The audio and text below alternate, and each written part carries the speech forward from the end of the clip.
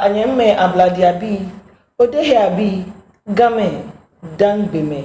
min danyeshi ake ni wasa wote fiwe okaye okawo no hewo kaji okwamie be alokwale ye de gani femo no ni oyo ni Reeby ananu tankpa tv no ho ni oyo ashe wo benyele wona problem fio energy wo power denche ewo nyekekia wo then wo baya na miye wo mamie egbala sanje ko memi achon wo echon na agba ha mo eju amomi ni echon ye joma ye helachamo ni esusu ake isake ekuise ebaga heni afole ni ebama ya ni wo ni ekewa cha no wo doc okay mini ha mo ona ejeminike member mi onyo na me okwe anefe new facility ele ni area mi de nje develop ko joba wo member ekumi she harmony yo je mekekeji ake ni efe tomo o tawo no wa ma o to wa ma bi he ni o to no ama clinic ye ni in lebe na call gami it seems like there is resistance ejibe mehi wa mo boni o majo ake ni susu akeshi ame wa mo ba me de ncha me chomo amehi ni ne amechibugbe obanyo ke no kotomo na kan because instead won to wa fi screening niji menye ke blood pressure ba ke no ku efi ebube no wa no na stroke alo gbele be ba mo bukepe ni won to wa fi blood pressure ni wo check my blood pressure wo check am sugar wo make sure ke she am be diabetes ni ye ni won ta wo plan ma isa ni wo ke shika ke dan ya ni nyeka shika ke dan ha namo onupa eni yo nakan kuchu emi ni mokoshi ahin yen ya fe ya lo mokoshi manche shia de manche shia gbehi she careful ka ba doke ya clinic e won feel like she work ke ni it's all about na hanye me no cho kema imbaje me wo je begbenta ni efeta mo enani blood for chole T junction e wo eko ya insure ya fana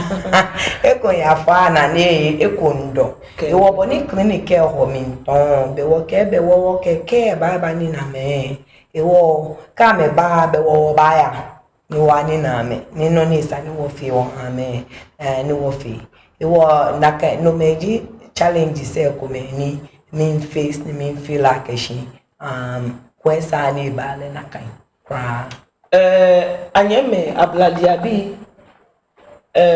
game benye na wo suba jienko ona ke dane akokwe achreku ewio ake game woni femu igla wo yise dani macha we mo ne no maka ibo aka okwa Reeby television na kwale ye gani femu kajibu oyesusu moko alo oyenoko ni obanyeni alo obanyeni oke wonyen yo alo oyenoko ni otawoni ehye wo mami ede kecho wo kpanu no 0500161769 0557041348 allo be ya wo channel no ni Reeby Multimedia ya YouTube ke Facebook ni oke o message say aya chonje me makani mahabo kayimo ake acha anma ko ke ba makani ono keke wo mami wo nyemi wonanenyu ele hu enu no ni otawo ni okele shimi ya nakano makenya ke wosuban komini wo yo ake game dan bebi ye wawo egbe woteni fite woni hani wo ake mambi ye wonya woya wo he many hewo keji wo nyemi yo tamo Dr. Edna ni ablochi yo echu eni ni apele incho miake ni wotaga ne wosusu mo fe ji ake mo fe mo ko ni yo manse ni echunu chumo ni ji ake he kekeshi ake echunu chumo ko be na kamo aka ake mo ko hejole mo shi eye hejole mi shi eshi enu chumo ke enofe no ne yo ye jemi ni ke dabi ganyo jimi gana nyohu jimi hama se ni ke yeli ke boamo abaha mambi ye ame hiwale gbefan neba ma noko tamoneke keji jeme hu ni woke ejeke ni wonye ni woya eke efe noko lele jenjeke nyenye ba iken benke nyenye shia jam iken ba heni ba fe kuku ahani ake eke dan keshika aba dani eke dan keshika aba ni eke bakwe me alo eke dan keshika aba hamoko ni mo aye nenu ke igbena na efe hilachamo aha mambi nye ha wokwa le ojogba efi ake nye hia wo hie ake moko hunji community leader keji wonye eya nale ni ejaje ni bi ibanye bane bagbe ni bi ona neke majani bi na efe hewo na akwa ake game woye basa abeke game buwa mehi game neke mi wie ye anukwale ye gani fe mo ono ake keji noko na ni wonye eba fe ye gama na mi ye joma ni amine eya jeheko tamo wonye mi meni wodenche wo wi ake boye aje benye lebeni abahie na ha nye lebeni meba beni abacho ni abahie le anye anye yo keji olegbe kono ni keji okwe keji dog chona kangbe no game ni yo joma alo gama na mi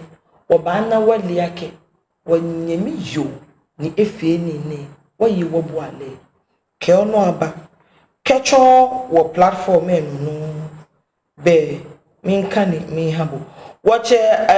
camera okay hi bon hello oyeloko ni obake wonye hani wole dog ewo na ekeshika no keto kan hawo ofani dabi ni no ogbele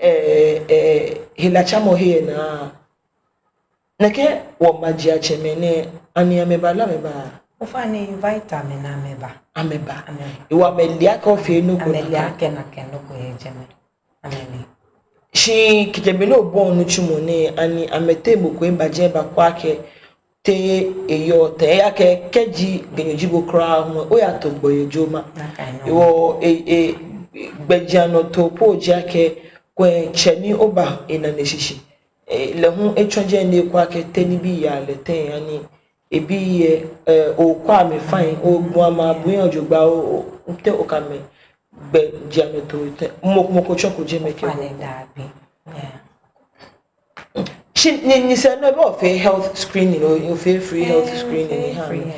ni ameba fi o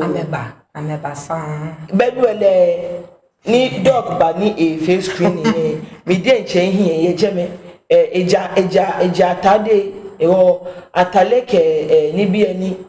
nyeni ne ba hye no ewo nyena gbanye ba he ataleji chini nyete atale nyawo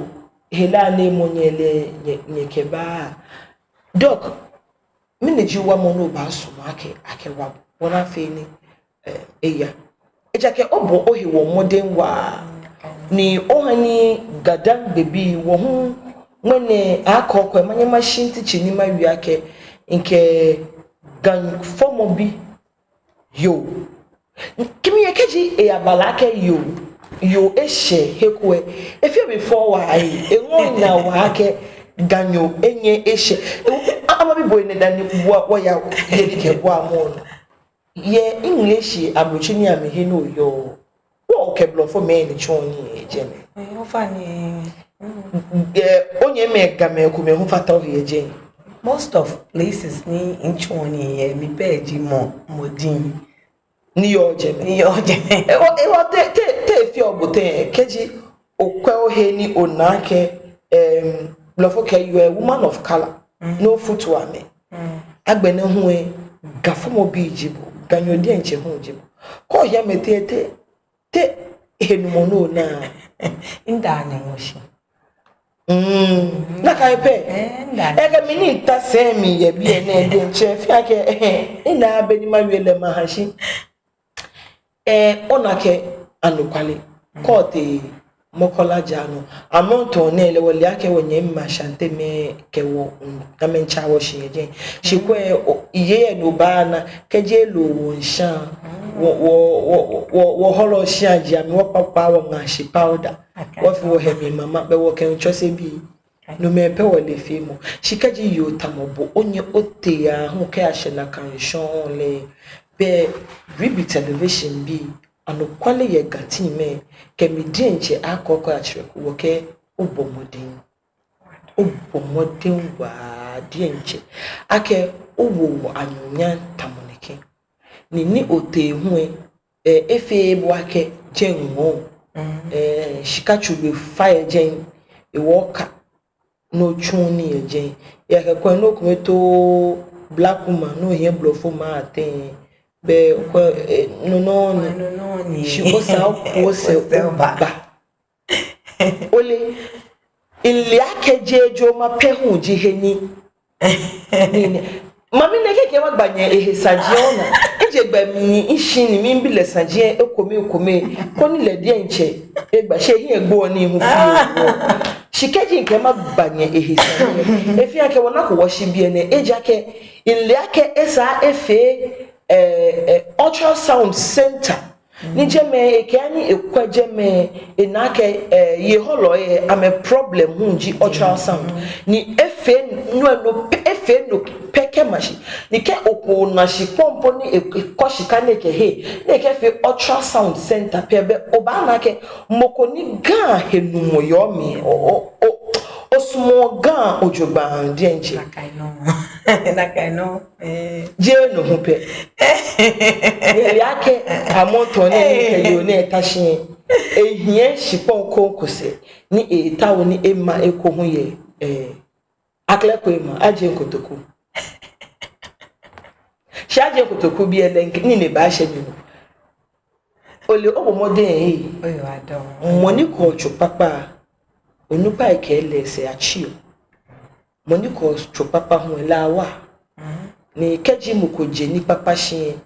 afitele no ni hie isa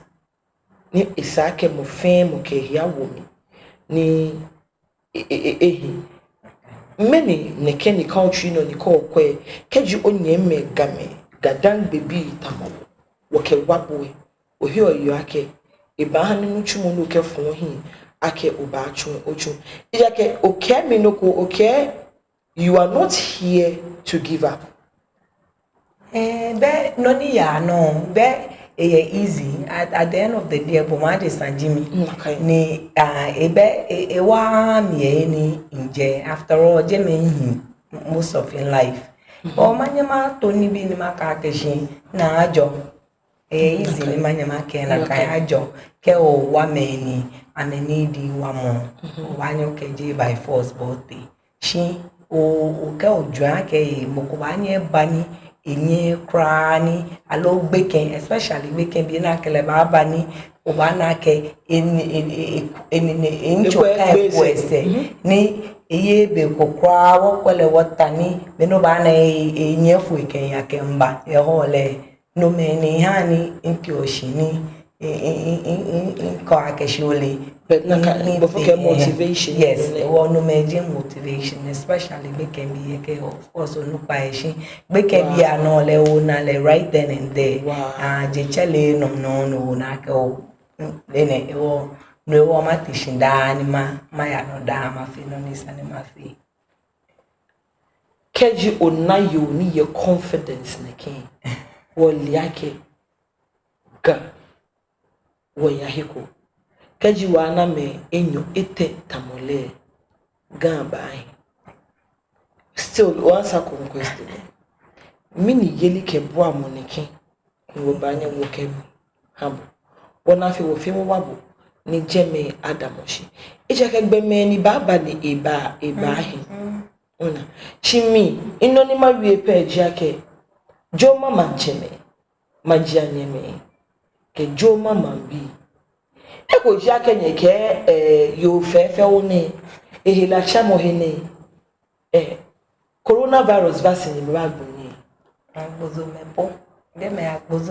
agbozome ona eshebe ni sake wo kaseni moko ete shegu mu kwa abui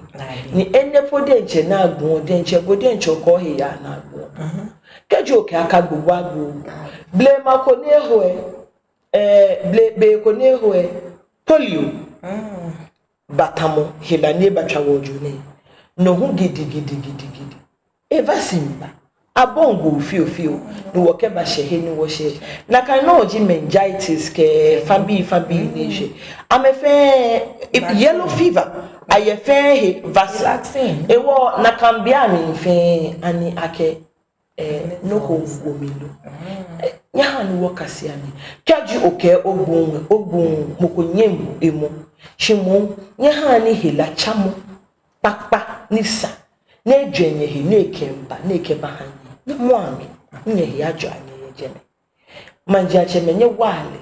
eye fel nye tiashi nye yaje nye akwa keteje me yate eke ekenwanye no ni akeba agbanye na ye nye shita mo he ake kwenye nye mama ine ke majane biye efo no kuku han nye wale ona afeni eye mo shimoko baka ke beni jeme yo fel cause nimba jeme ole nimbote ko miye in ya ke shia no ma no ke fe kolibue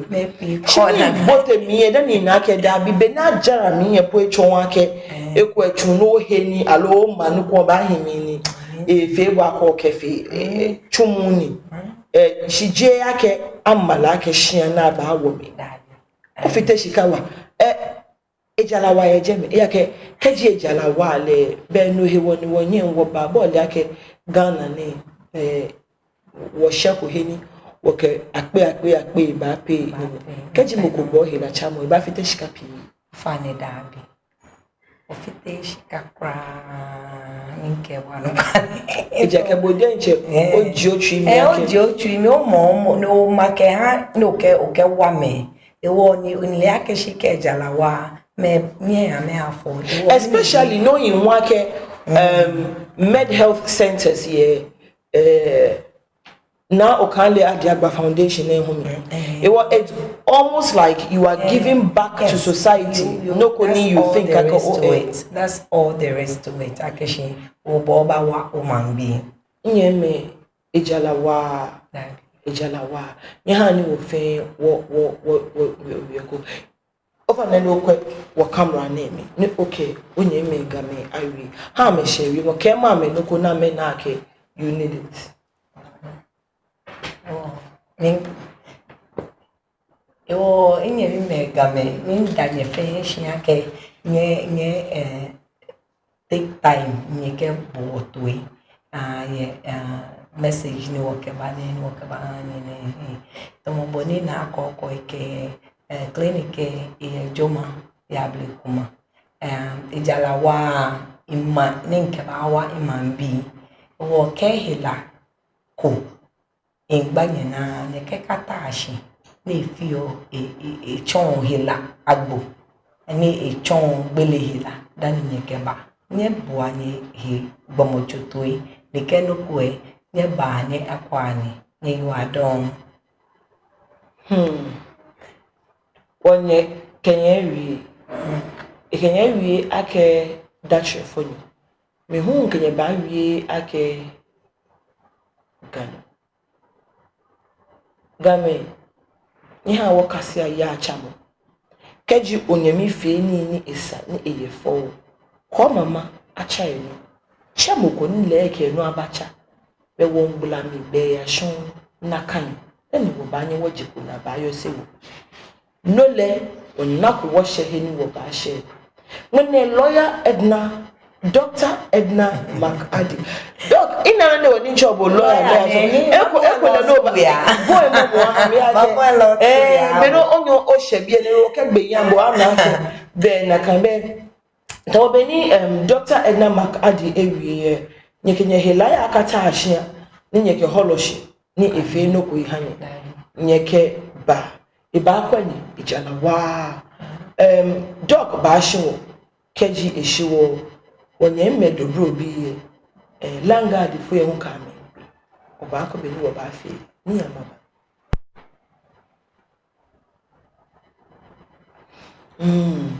doc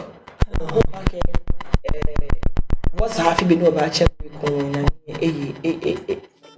aye sakuma kwate na kole aboyo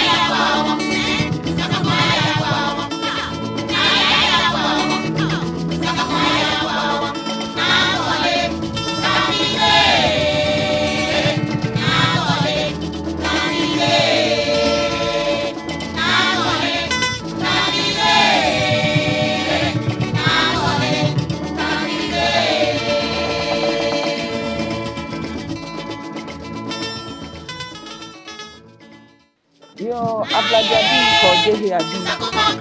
ni pe ni tamba Reeby celebration na ka no mu ni awa tu demba anukale ye bani temo na ko atrefu olubandio onu shishijio o kasablan he ni iyo mutumo ni tiami ni tamobele nyele anukale ye bani temo no wata obe wo obe okatebe chimo sane keji woduke wayame wacha ni watawo akale iyo wana fe gatete na dede ke na kokwe adukwe yetenye na nyeno nyegie kejem mwene anukwale negbe ekewo eba chewo nyeme nije DOBRO nia woye amewo kunupa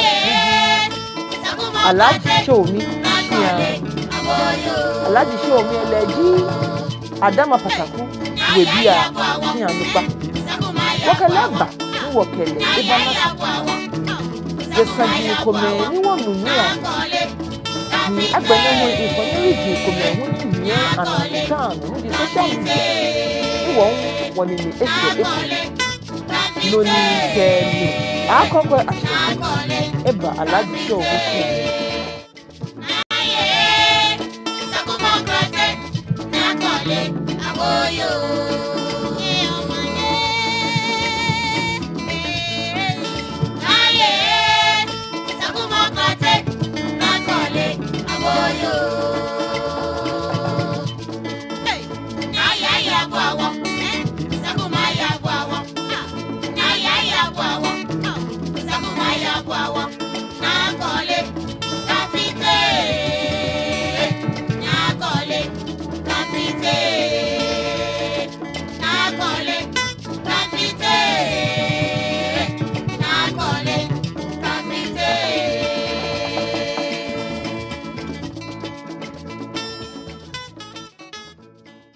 yo abladia bi ko dehe abi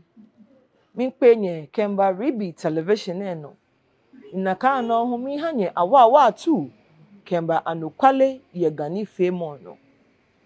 na kokoi achreku onu shishijio onu shishijio wakasa bla hie mi iyo nu chumohi ochiami itamobene nyele anokwale ye gani femo no wata obe wowobe wakpatebe shimon sane keji wonu hepe wayamli wachamli ni watawo anokwale ni yomi bona fe ni gateteketete na dede ke na akokwe adukwe nye fe nye na nye no nye jie kejemli mwene anokwale negbe ekewo eba she wonyeme nije dobro ni amli ni woye amewokunupa niji alaji show shia alaji show eleji adama pataku webia shia nupa wakaleba ni wokele ibana sanigba yesanji kome ni wonunu yahi ni agbene ho infoneri jin kome ho ni hie ananutano niji social media ni wonene ehye ekuno noni kemi akokwe achreku eba alaji show shiane shimon dani maje no chumo hihie masumo ni makai nyake no chumo na Reeby Multimedia bi jimeni me ni damonse ni inyo nke bahanye no hewo kaji oye sponsorship ko no banya ni okewa anokwale ye gani femo be try boy ne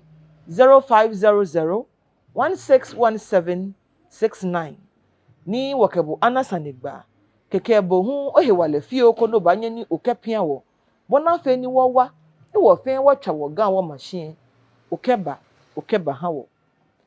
baje no chumo shishi shimon dani wo baake wo che alaji show mi ba anasanigba ni ha wo fo wo hishraw keji wo ba be alaji na nye ba nu sanje fe keje mi ba no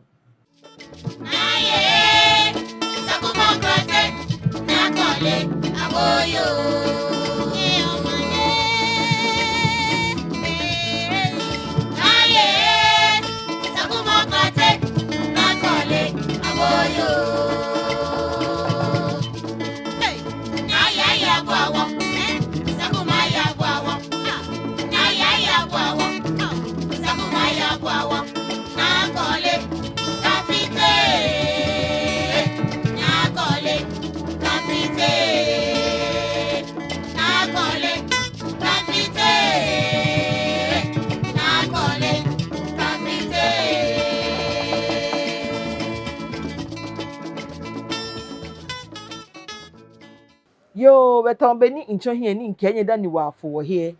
anokwale ye gani femo no ni okan okwo ni Reeby television no hu ni oyo tamobeni olie ayo fefe one akokoi achreku alaji kenkle maba ode manye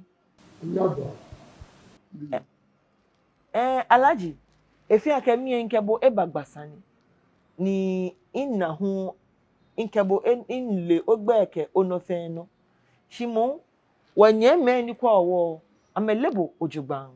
wo ba sumo akebo denche oba atwon omlincho bona fe ni ameyose moni nkeleba na sanegbane Yo, ago, Amen. ago, ble, ga, me, tete, dede, ke koko. Mi na nye, mi da nyumo shiwa ke, mene, ine, na chweku, dienche, ekwa dani ke pashiani, ni, sanjine enu, woku, sanili, ke eni worship worship, dia ni wotashi, ratao, o, inda no shake, Robe, ìwé mọ̀ ìmọ̀ ìwé nípa ìta ìmọ̀ fẹ́ máa bùtù. Ǹjẹ́ ìrèjì ní àdámà pàtàkì ògùn ìṣò ńgbà èyí aláàjì ṣòro. Ní àdámà pàtàkì ìṣò ní ìṣò ní ńṣẹ̀ ní àṣọ rẹ̀ George Pamela Williams. Lẹ́jú tútù ní òkú lupa ẹ̀jẹ̀ yẹ 1965 ọ̀dẹ́rẹ̀bà ní ẹni pàpà gbó ní 1990 ìkásì aló ìyẹmínú àti ọ̀dùnsọ̀ jẹ́ ìyàtọ̀ adó ẹjí mọ́ ní èyí ń pàpà sẹ̀ Misado Bo 201 Kẹmẹ February ní bẹ́ẹ̀ni bá gbó ẹ̀ ní èyí ní ìnáke ekò rẹ̀ bá gbó ẹ̀ ní ewó mi kẹ ìyẹ̀mí yòókù mi àjọ rẹ̀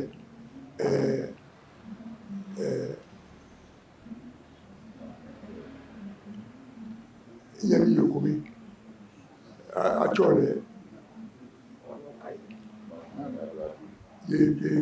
da àjọ àjọ Charlotte Quay ilé ìyọ̀mà yẹn ń kọ́ ìbò àjọ Charlotte Quay ní ewó kẹrẹ kẹmẹ fi oko àkẹ wọ́pẹ̀sẹ̀ Charlotte Quay ẹ̀kẹ́ ṣe nítorí àkáyẹ ń ṣàpẹ́lẹ̀ ní Misado ẹ̀kẹ́ woku shikpɔn wuro wonde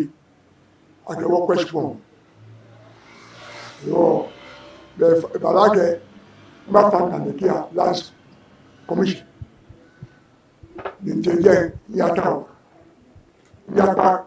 daga wulɛs sina kɛ mɛ kome ɛya kɔrɔ shikpɔn ko mɛ di ni ayi kan ní DOBRO àyíká ìsẹ́kẹ̀ kẹ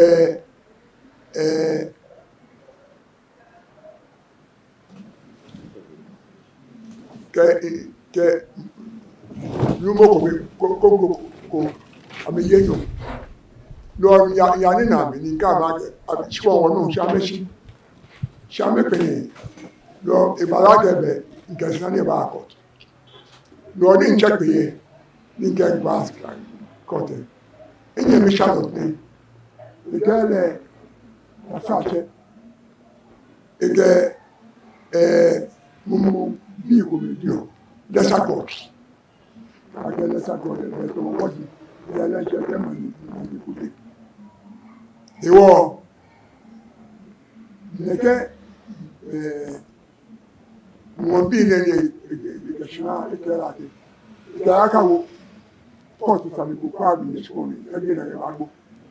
ó lákàánú lọ́bẹ̀ ọmọ ìṣòro ní àǹgára bí àjẹsùpọ̀ ìwọlé ní ìkẹlẹ̀ ọpẹlú yóò lẹ̀ nù jírí nìkẹ́ tó fẹ́rẹ́kọ́ à nù jíjì nìyà lọ́gẹ́ dàbí bàtì lọ́gẹ́ ní yasama sàríyẹ àfi ìrùmá kẹkọ́ àyàn ní 203 ní gẹ̀ẹ́sà ní ẹ̀jẹ̀ kọ́ ní bàbá gbó 1990 June ní Benny, if you are getting my question, ni nkani etiri anake sani nki akọ ni ayo ede ewo mi ewo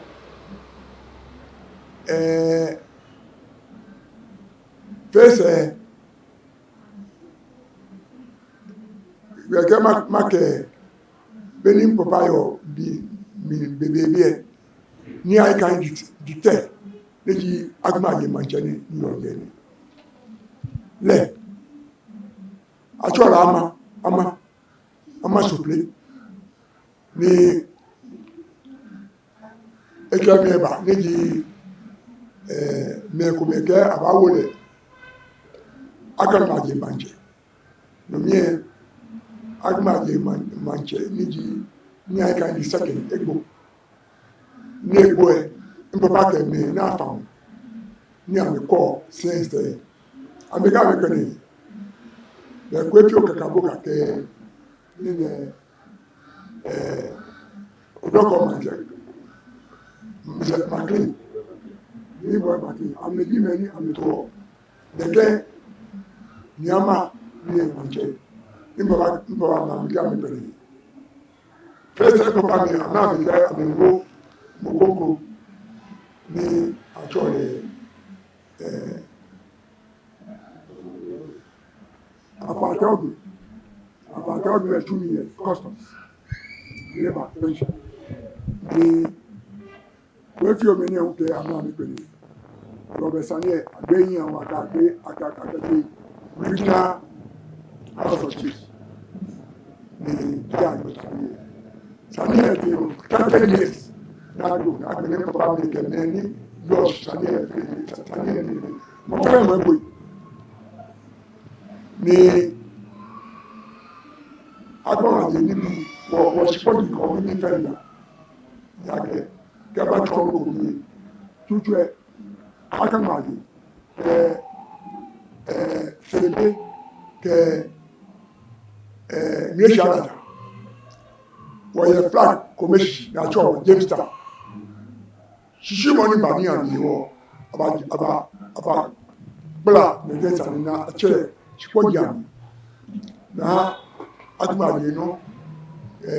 yɛhyɛ adata no sɛnkawe no na ɔwɔ sanene ani yɛ kɔɔtɔ ani 30 years ne sɛ ɛyɛ wɔ spɔ nyɛ bɛn na ɔwɔ bɛni ɔkyɛ me nyɛ sanene ani agboye ɔkyɛ wɔ kɛba nhyia ne na ɔka akɛwɔ efei no ko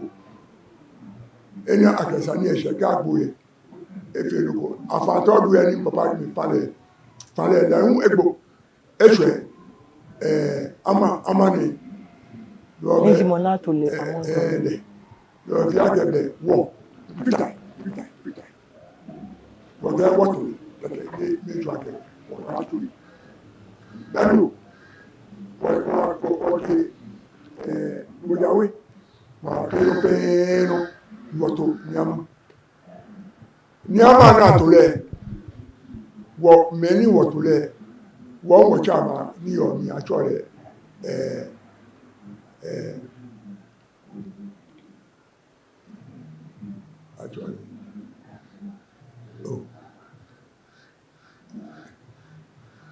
wọ́n lúpa ní ọ̀mí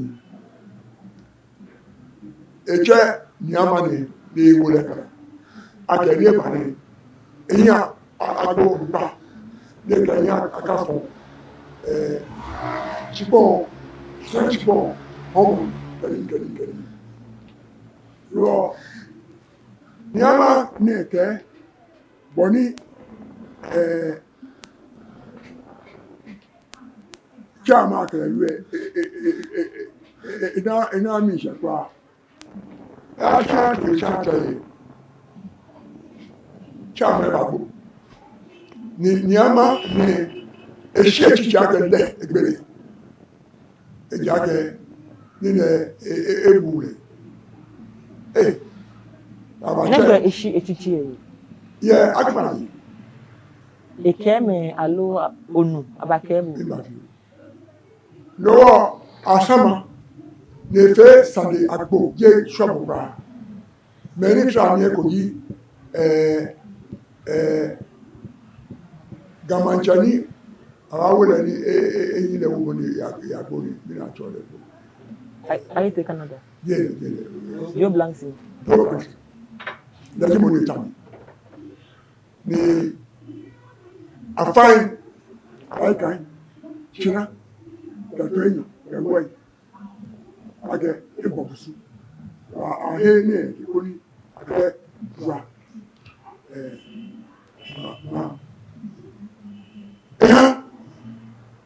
ní àìkà ẹgbẹ́ china kẹ́lí ni no ọgbẹ́ àgbẹ̀ kọ́ta àgbẹ̀ ló mú di èsì kẹ́jì jẹ́ nàkà ní nye maka kẹ́lẹ̀ ndàbí ìpínlẹ̀ náà ní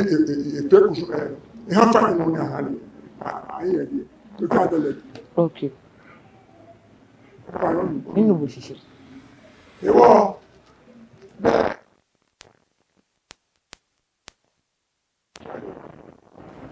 Lọ́wọ́ kí wọ̀ rẹ̀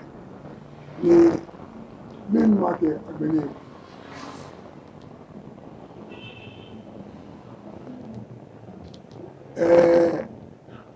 ní àìká ní ẹgbẹ́ ìdèdè ìkòmí bẹ́ẹ̀ wọ òkú ẹ̀dẹ̀ jẹ́ ìmá òkú bíbí ẹgbẹ̀ ìyáàgẹ̀ ní àdáwà pàtàkì wẹ̀ ní àdáwà pàtàkì gbogbo ẹ̀ oyo pàtí ọkọ̀ pàtí ká kẹ ayẹ́rẹ́ ọ̀nà mẹ́nà méjì subsidiary families ọ̀nà ní fọ́ọ̀mù ní àdáwà wọ́n bẹ́ ní àyíká ìdí tẹ́ẹ̀dì ní no sorry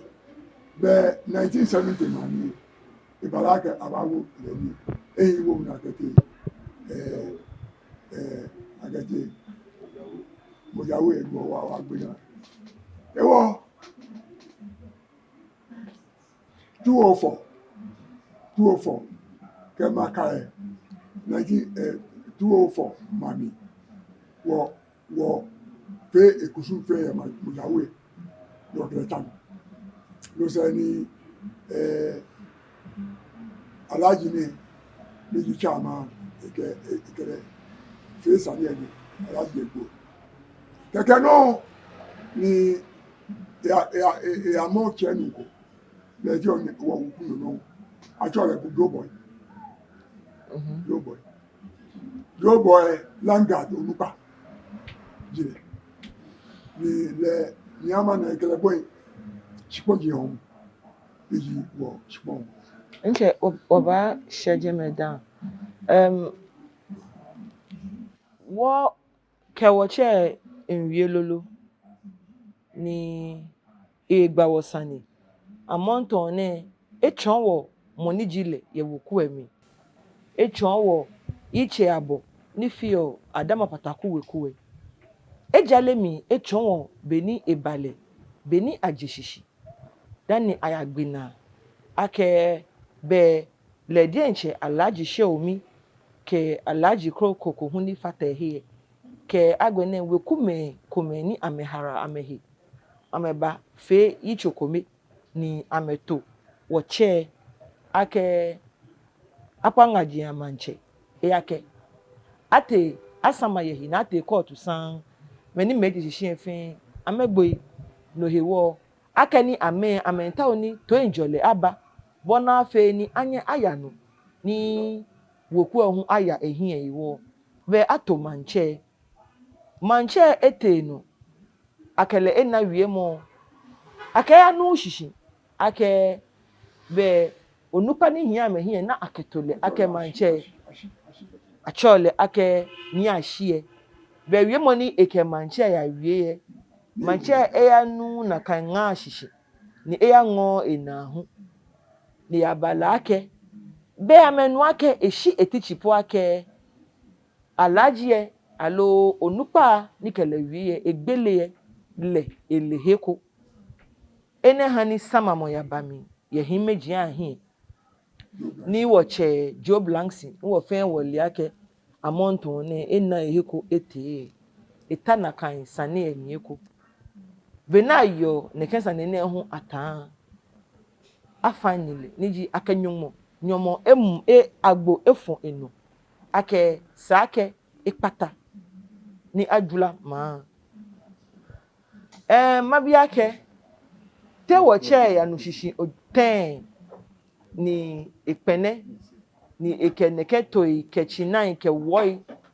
ne ba ike nyomo ake minyenye yo akọkọ achreku nwo shi atembe mpete ebe ite ma dole hushi shi monsa ni ekeji inu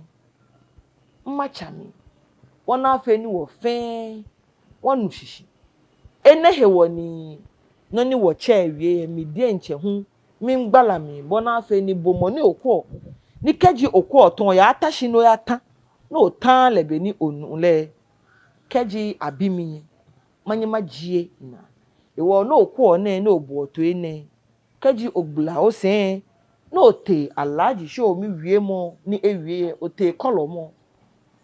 le beni ewie le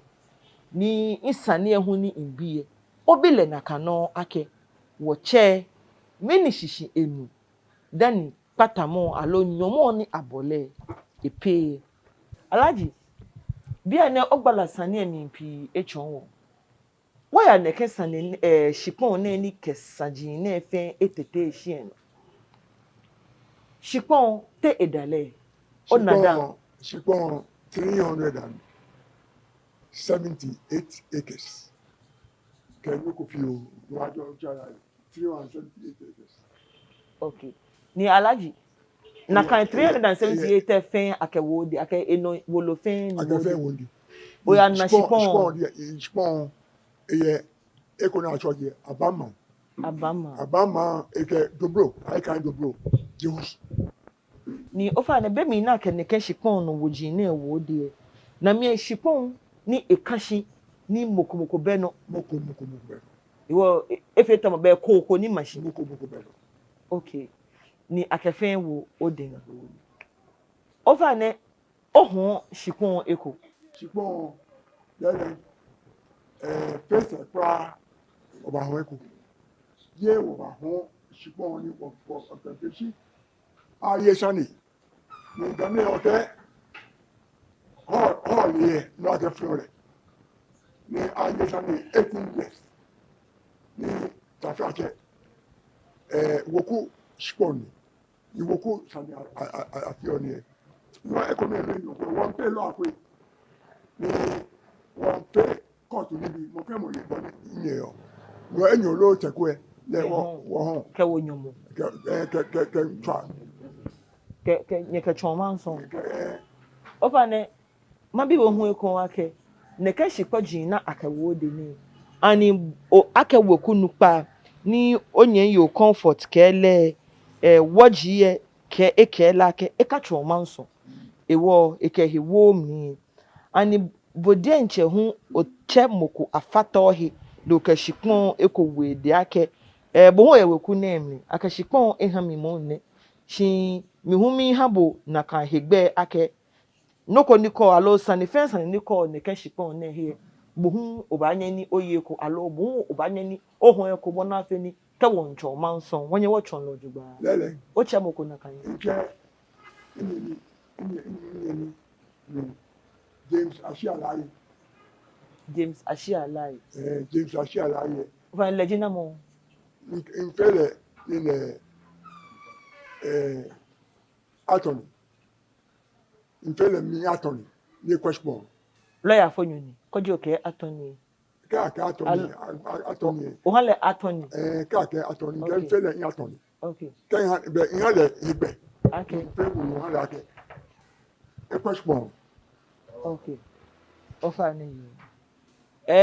ofa ne neke money oche egbe ni ejilanga di fonyo ye langard ka ni ne langard po sale kwa ofa ne no hewo woba ni wogba sane agbeni inche 78 acres nyo ho Ekomeye 378 acres. Nye ho ekoye mi nyeka chonman so.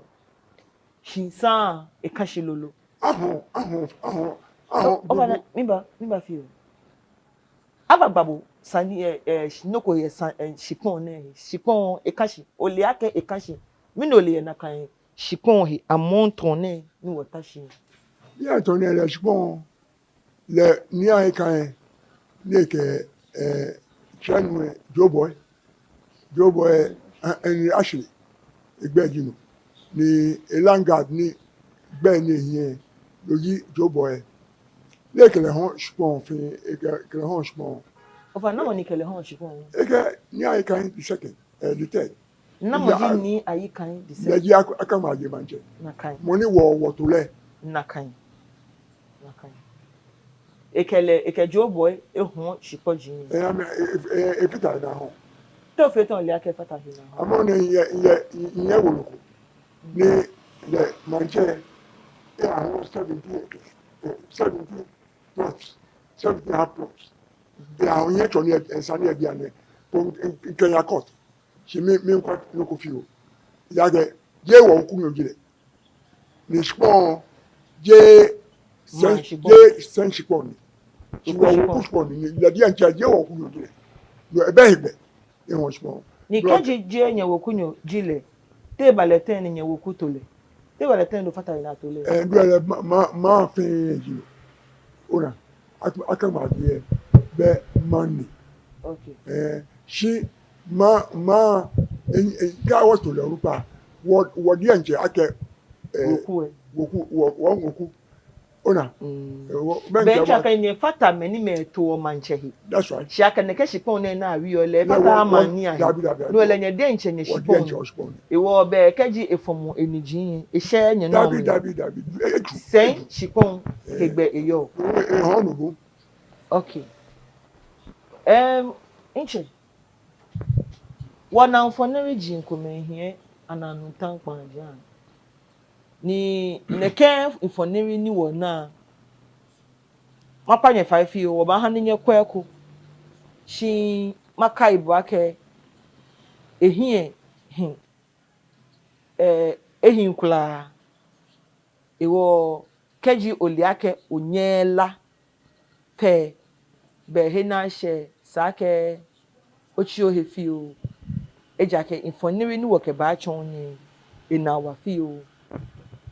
wona ni abamome ayi me blibo keji woke ayi mo ake ayi mokoe be mene ajegbe ayi ame ojogban meni me ahime efunfun meni me acheche amenijin ni o na ake gbomo adesan fajin fe ne amehu ameno yemni asha mokohun lole be akokwe akeni mie gan yi infan ni keji ina mi ta woni malehewo mbi ake meni ne na mehu ne ake amete nuchumo ye shipon kono langard foi echo ame dienche ewo aye langard sane ye galolo wale ake langard begadon ni keji langard eyi me shipon no na meka me amejina me ile ake ekwe juloi ni amete mokoshipon alo amete amahu mokoshipon shini intemiye noni ina inupe jake meni mepo ni ajiye shipon eko amehe eko keji shipon na eko nye he eko menye tefe mo na kan shipon ohe ko shipon obe shipon oya no na yi obo ake mesinfo eji ame ache amenuchumo ya shipon no ni bemi ni amete amenuchumo chumo be langard fo ine ame won me ba shipon yi famo iwo be kejo ye no le be juroji o aji ame blibo neke shikpon hisane bi mo hani na kebe shikpon ni inke alaji show mi gba hisane ne na kan shikpon no ni neke shikpon na ehu e kan abamma shimon adama patakuwe ama me shikpon ni inu shishi hu ake adama patakuwe weku ne amefa kan doblo ni fan le kan abamma akamani ni ameshishi chodie nchele akangmaji ni wo fen wole ake eye wo machine ni Jane jiheni ameje alaji show mi han wonu wo henshi ake ehon shipon eko akachon manso ehamoko hu power of attorney ni ekwa shipon no shipon na ehu eme ete no ni chumo ajia nya ha wo bia wo che ake no ni amehon ni akeba chon manson na meke shika chon manson na kan shipon na kan part eji no ni ayi meye no alo no ni ehweye se no he ni ajiome ye inche o fine o han ni wonu wo he shi aka shipon o hu enkonye ke chon manson yes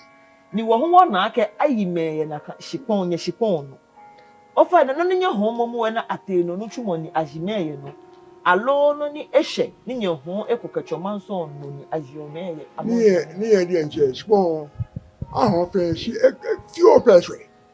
Obaye ni otron wo abonation kajo ko hin ewo wole akonyo about 50 acres ko pe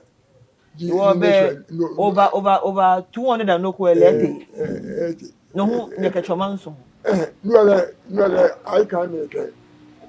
dogo na ma me ho okay ni no hu amebe higbe na kan amebe higbe okay ofa ne kesa ni no ni mbati o ni eko be ni yen ni eko me ko achere azonto okay azonto ele we bi shama cast ni afi ne ke akuma je banche ehale le power factory le ka kwashpon ofa ne iwo no ni ahon to no no ko no he ni asha ma ka say alo 50 no ko 50 no ko ne ne shehi yo ka shipon ahon ko han ko mo ko ebe mi ni wona achu ni ye no mo e agaba ahon ko yo mi wona achu woni ye no ofa ne nche owie san oba han no johi ni wo han ni wo che ni ta wo mase hu ajale mi fi o ehie no iwo leji o atoni be adunke eingmeji ewon numu eke ehan moko atoni ni mo akwashipon no kwen ile ake mo e shon ni maka ake be asana mi number ni ma chale le egba mi shibeni eya bale anukwale e ma wo hin e bi ene no hewo wo kele hu ba na sanigba wona afa le hu ejale sane emi boni elele ni wo fe wo botwe ka anukwale ni yo mi ohala je mi maka ebo mi nye mo na shimo sane ebe ni wo ngba ba anukwale ni bohu na yemi ohala dani wokewo atoni ba gbasani ihe wo fa wo ishila ke wo ba be atoni woke ba na sani gba mimba no aye sakuma krate na kole aboyo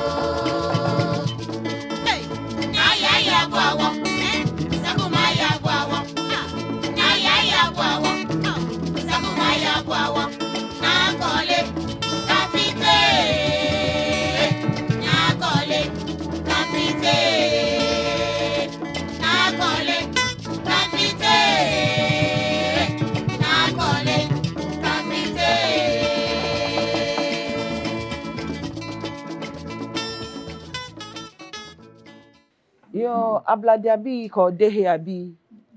Min penye kemba Reeby television eno. Inaka no ho mi hanye awa tu. Kemba anukwale ye gani femo no. Na kokoi atreku onu shishijio, onu shishijio. Wakasa blan hie mi iyo nuchumohi ochiami. Itamobene nyele anukwale ye gani femo no. Wata obe, wawobe, wakpatebe, shimon, sane, keji wonu hepe, wayamli, wachamli, ni watawo anukwale ni yomi. Bona fe ni gatete ketete. Na dede ke na kokwe adukwe, nye fe nye na nye no, nye jie kejemli. Mwene anukwale negbe ekewo eba. Ekewo eba she wanyeme nije DOBRO ni amli. Ni woye amewokunupa niji Alhaji Shomi Shia. Alhaji Shomi eleji Adama Pataku webia Shia nupa. Wakeleba ni wakele ebana sanigba. Yesanji kome ni wanunu yahi. Ni agbene hwe infoneri jin kome hu ni hie ananutano niji social media. Iwon wanene eshe ekuno. Noni ke mi akokwe achreku eba Alhaji Shomi Shiane. Shimon deni maje no chumo shishie masumo ni makai nyake no chumo ne Reeby Multimedia bi jimeni me ni damonse ni inyo nke bahanye. No hewo kaji oye sponsorship ko no banya ni okewa anukwale ye gani femo. Be try boy ne 0500 161769. Ni wakebo anasanigba keke bohu ohewale fio kono banye ni okepia wo bona fe ni wowa ni wo fe watwa wo gan wo machine okeba ha wo ba je no twumo shishi shimon dani wo ba ke wo che Alhaji Shomi ba anasanigba ni ha wo fo wo hishraw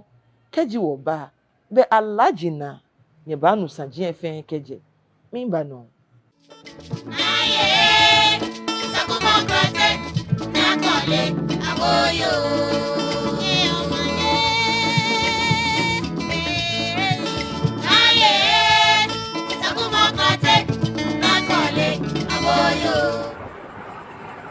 Anyame abladiabi odehe abi inye megame gadangbe bi fe wala don mi penye ho mi hanya wa tu eko kemba Reeby ananu tampano nakano mi sami flanye ho ya anukwale ye gani femo nye bomoden yekemi eyebe oyebe po eteke nyekeke awo nye liake wo pa ko woba ewo eyemia ho na agba bibi kometi oshi Shimon mbebi ya ebu amehewo moden ake amebahani eye emu nyetenya abo Alhaji Shomi betwe infoniri ni nyenya afe Alhaji Shomi Shiami ni wokoneke infoniri ne ke wogba ameshipon ni ame hio ameyo ni amameke ameye proof ni chonke wonche niji akangba amache ehe ya mede alo eke enene wokani achakule ni yeli mle wabule twe sane emi nko ni mfaniri ni yo mi hu emi chichi ojugba adenche kejo na wa flyer ko ba na ko na niji ni nche ke hinga ile fufu ke mi ni feje na kan shipon sane Mwene wafe wa yake kwa ba jaji na kansanje oba jula mi ojugba ma chula eminte bonisa shi efi ake wo na agbafio ni wa na ye wo kane ke wo connection ke ni bi ko meni ya deteshi be ni wo ke Dr. Mark Adi Edna Mark Adi ngbasani ye hewo ya balake wo se ya glase ni bi hu e ya jaji ojugba eham keje banana ke gba na fio shimon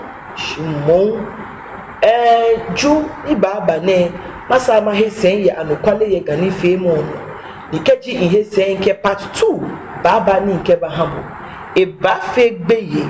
akani bi ni mahano kwe efi akona ba akpo he makpa bo fai wa aka next week kaji obakpa no makpa nye fai ke fenye sharp nye ham yo ye cha wo nye me ko me hu ke ba akpa no na me hu ameba boto eko na kan be wo ken ya wo he kaji wo fe program ne ke ni nye cheche nye he ni nye ba ni wo fe water shin wo fe ne ken no chu mo ne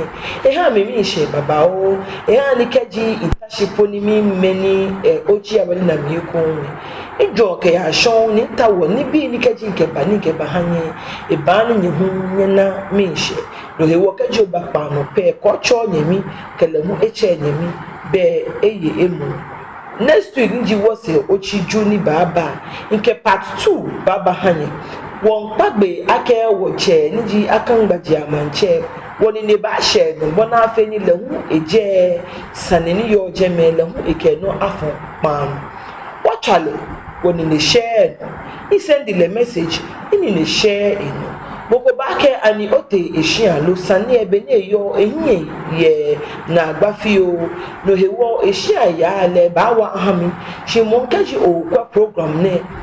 ni ole ni okewo che akpe alo ole no okele ya na sanegba ye papa faifio hani eneli ake saneko eba hwe eba gbe akoko ishwono ye bie ni sane enawa ake sanjin awie sanjin ni ache egbe eketo na oba suma ake le hu eba gbala esanemi bona afende ka bala ake akoko ewote wa bofambi atwe ni wo hani le hu ejie ena wose ju kaji hese anukwale yega ai ka dobro bi ashipon langa di biji na jo me na chi o manji ima kada ka mi me efunfun yen nke epa 2 baba hamu ni juni baale nkomi nke bu bata bi o ba chocolate ojogba so ni ba na ni ji first day bro fo ba ke nke gadangbe voice baba hamu ni wogba sani call na ake afi habo no hewo ake wo ye eba call na eba ho jenshi hile fi ake ebehenme no kaje ohie gbe no ni o yagani ami ni onabo ni je meyo ehinkra agbene fun le efa lavender bia na ele eheshi ojoban mini ni ake afio ye wo yi ahe na agbene call na hu na ka meba meni hewa ka meba je me ko me ka me kwa me se amete shata beach ana ho amelo eje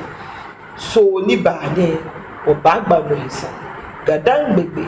akokwe achireko ike baba habo ni minwo boshiake so ni baale eban lebeni ebalemene ebahi ibajaje ni bobaya bohin keji oye support ko ni obanye no okeba hawo ye anukwale yega ke GADANGME ni femo no masumo ake otwame ye 0500161769 allo 055704131348 oke mi denche bagbasan ona fe no ke oyeli ke bo amofiwe oke wa mi hia ake mana sponsors ye program ne ake beni ya lele keji ina sponsorship ye program ne no eke bi ba ya shon won pin how mo baba jina ni wona ye gbe no bo GADANGME ni okomi bo ji won ni obanye ni oye obua bona fe ni problem pi na efe esafo ko ni inkebusa ni gba inkebo ni fe mo no chumo fe mo ni eye emu ni wo fe wana wo he wo minshi akete day is International Women's Day no he wo mi ha ye fe yo fe mo papa e bo modern yo fe mo ewa shinwo macho egbene no ni madame ashi mada kenklen Reeby Multimedia biashi ake amehani ihe efefel neke ekon ni waladon ncho denche ajo ameke the best is yet to come ameji many amehami egbene ni inkenu chumo na ebahabo na kano minda wonye na lamleshi ake ehani insha he efefel neke shida ni mi wa ni mi nti ni ile no nipo ni make be ni magele ni mawie le ma ha ji no ni nke ya ha wonye na adiagba ile eji gbese no ya mani ake eha ni ihe efefew neke da ochi mama tajara ni neke pew neke fi ofew fe wonye na okanle adiagba the first kenklemo enini na nuchumo ekune eji gbese fe no ya mani na nyenyo imami no fe no oyiwala don ncho denche ejob na ewo okutokun eno na ye ewo bobo no kewa wo keso kaji gbogun oyeje no kwe nini no ba nyi no wa mi npa bu fa wa mi o ko ni wo fe wo ye emu ni efefo nke so ni ba ne e ba fe butubutu ni Yehowa dromo chofe lo denche ba wo hiwale jemo kanile ni sa ebeke ejomo ba gbe ona fe ni wo machine say ametuni ameha wo ojuba Thursday next week Monday nke ene nji anopale yega part 2 baba ke machine ni ke fi obiwe mu baba wo na he ni nji ohyehe ke he ni ngona shi bi ehye sa ke matishi oli ake watch obula na yise baba wo ekeke awo feel ibahi next week oba beko oba sa wo ke lawyer Dr. Edna McAddy hu agbasa bona afi ni egbela ni bi ikumemi achon wo ojuba shidani no baba oba ke wake oke wo juno nganyo femo gafamo bi papa fi no pan no ochi no nisa kejoye no kwe oba ni no chon mi gan hu wie mo ojuba ha beka chomo mi shimi wo febo leje buga nike no nke baya kata bile aje nike woju mara Aye, sakuma krate, nakole, awoyo.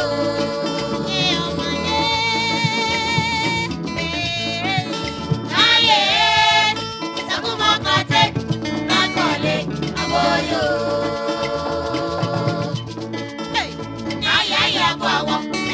sakuma ya gwawo. Aye, ya gwawo, sakuma ya gwawo. Nakole, kafite. Nakole, kafite. Nakole, kafite. Nakole,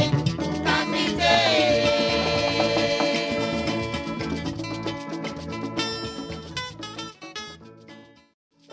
Aye, sakuma krate, nakole, awoyo.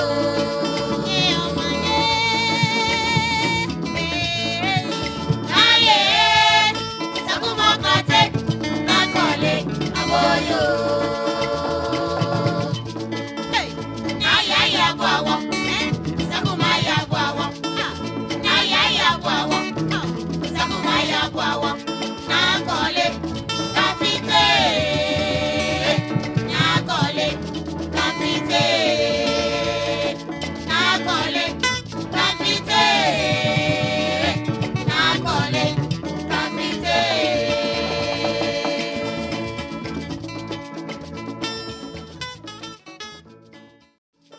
Aye, sakuma krate, nakole, awoyo.